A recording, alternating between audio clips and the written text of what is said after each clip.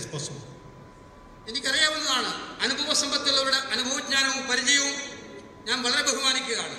പക്ഷേ അതോടൊപ്പം തന്നെ നല്ല ഊർജ്ജസ്വലരായിട്ടുള്ള ചുറുചുറുക്കുള്ള ചെറുപ്പക്കാർക്കും ചെറുപ്പക്കാരികൾക്കും അവസരങ്ങൾ കൊടുക്കണം എന്നുള്ള കാര്യം ഞങ്ങളോട് പറയുകയുണ്ടായിട്ടുണ്ട്. And they said that they will put as many young people as possible into the assembly.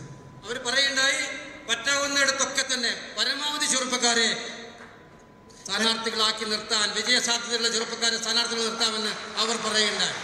And the final thing I said to them was that if we are going to choose candidates, we need to choose candidates who are close to the people, who are connected to the people, who are fighting local political battles, and we need to give candidates in a transparent manner, and we need to make sure that we do not do this process inside closed rooms. സ്ഥാനാർത്ഥികളെ തിരഞ്ഞെടുക്കുന്ന പരമ്പരാഗത ശൈലികൾ മാറ്റി പുതിയ ശൈലി ആവിഷ്കരിക്കണം ഞാൻ അവരോട് പ്രത്യേകമായി പറഞ്ഞു. ഒരു തിരഞ്ഞെടുപ്പ് പ്രക്രിയ ആയിരിക്കണം ഈ പ്രക്രിയ എന്ന് ഞങ്ങളോട് പറയണ്ടായി. And I said to them that I will give them my full support. I will go wherever the UDF wants me to go. I will fight whichever battle the UDF wants me to fight if these commitments are fulfilled. ഈ കാര്യങ്ങളിൽ എനിക്ക് ഉറപ്പ് തന്നാൽ UDF പറയുന്ന എവിടെയെങ്കിൽ പോകണമോ എന്തെല്ലാം കാര്യങ്ങൾ ചെയ്യണമോ അതെല്ലാം ചെയ്യാൻ തയ്യാറാണെന്ന് ഞാൻ അവരോട് പറഞ്ഞിട്ടുണ്ട്. And we will ensure that we do not just win the election. We will ensure that we sweep the election. ഒരു കാര്യം ഞാൻ പ്രത്യേകിച്ച് അവരോട് പറഞ്ഞു, ഈ തെരഞ്ഞെടുപ്പിൽ ജയിക്കുകയല്ല നമ്മുടെ ലക്ഷ്യം. ഈ തെരഞ്ഞെടുപ്പിൽ തരംഗമായി വിജയിക്കുക, തൂത്തുവാരി വിജയിക്കുക എന്നായിരുന്നു നമ്മുടെ ലക്ഷ്യമെന്നേ പറഞ്ഞു. So that was my message to the leaders, and I thought I would tell you the conversation that we had. Finally, I'd like to say a little bit about the Prime Minister and what he is doing to our country.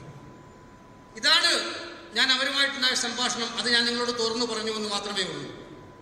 ഞാൻ പ്രധാനമന്ത്രി ചെയ്തുകൊണ്ടിരിക്കുന്ന ചില കാര്യങ്ങളെക്കുറിച്ച് കൂടി പറയാൻ ആഗ്രഹിക്കുകയാണ്.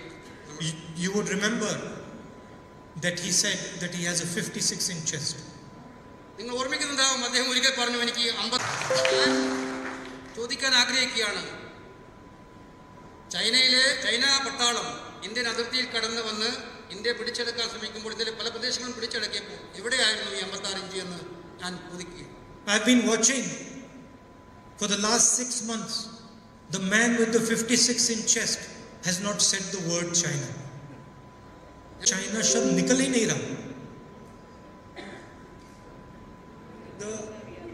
The word China is refusing to come out of the mouth of the Prime Minister. China എന്നുള്ള വാക്ക് പറയാൻ പോലും നമ്മുടെ പ്രധാനമന്ത്രിക്ക് മടിയാവുന്ന അവസ്ഥ ഉണ്ടായിരിക്കുകയാണ്. It is stuck inside his throat. He cannot take it out. അത് അദ്ദേഹത്തിന്റെ തൊണ്ടയിൽ കുരുങ്ങി കിടക്കുകയാണ് ചൈന എന്ന് പറയുന്ന വാക്ക്.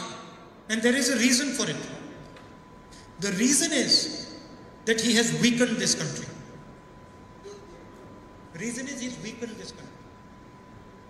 അതായത് അതിന്റെ യഥാർത്ഥമായ കാരണം അദ്ദേഹം ഇന്ത്യയെ ദുർബലപ്പെടുത്തിയിരിക്കുകയാണ് യഥാർത്ഥത്തിൽ. He has destroyed the economy by doing demonetization and with a flawed GST. ഇന്ത്യയുടെ സാമ്പത്തിക ഘടനയെ ആകമാനം അദ്ദേഹം തകർത്തിരിക്കുകയാണ്. നോട്ട് നിരോധനത്തിലൂടെയും GST നടപ്പിലാക്കിയതിൽ കാണിച്ചിട്ടുള്ള അവധാനത ഇല്ലായ്മയിലൂടെയും. The highest level of unemployment in modern Indian history is today. India ചരിത്രത്തിലെ ഏറ്റവും വലിയ തൊഴിലില്ലായ്മ നമ്മുടെ കാലത്ത് ഇപ്പോൾ ഉണ്ടായിരിക്കുകയാണ്. The Prime Minister in every single industry is monopolized by those same 5 or 6 people. നിങ്ങൾ ഇന്ത്യയിലെ വ്യവസായങ്ങളെ എടുത്തു നോക്കുക.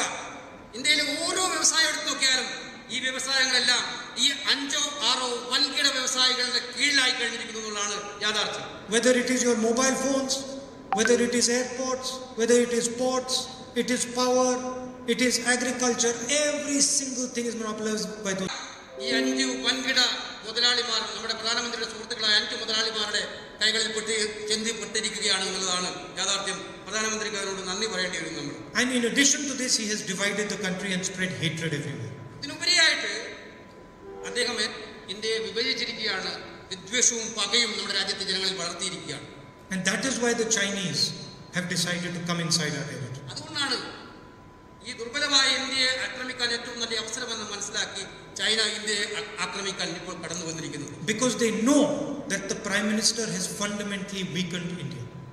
അവർക്കറിയാം, ചൈനക്കാർക്കറിയാം നമ്മുടെ പ്രധാനമന്ത്രി ഇന്ത്യയെ അടിസ്ഥാനപരമായിട്ട് ദുർബലപ്പെടുത്തിയിരിക്കുകയാണെന്ന്. And they have correctly assessed that the Prime Minister of India cannot stand up to them. അവർക്ക് കൃത്യമായിട്ടുള്ള കണക്കുകൂട്ടൽ ഉണ്ടാക്കാൻ പറ്റിയിട്ടുണ്ട്. നമ്മുടെ പ്രധാനമന്ത്രിക്ക് ചൈനയുടെ നേരെ നിൽക്കാൻ പറ്റുന്ന ശക്തി ഇല്ല എന്നുള്ള കാര്യം. So these are the forces that you are fighting. ഈ ശക്തികളോടാണ് നമ്മൾ പോരാടുന്നത്. When you win a panchayat election, you are fighting and beating that force. നമ്മൾ ഒരു പഞ്ചായത്ത് ഇലക്ഷൻ ജയിക്കുമ്പോൾ ഇത്തരം ശക്തികളെയാണ് നമ്മൾ മത്സരിക്കുന്നതും അവരോടാണ് മത്സരിക്കുന്നതും അവിടെയാണ് നമ്മൾ വിജയിക്കുന്നത്. When we win the election in Kerala, we will be defeating that force. നമ്മൾ കേരളത്തിലെ തിരഞ്ഞെടുപ്പ് ജയിക്കുമ്പോൾ അതേ ശക്തികളെ തന്നെയാണ് നമ്മൾ അവിടെ പരാജയപ്പെടുത്തുന്നത്. And at the same time, you know better than me what the left front is about.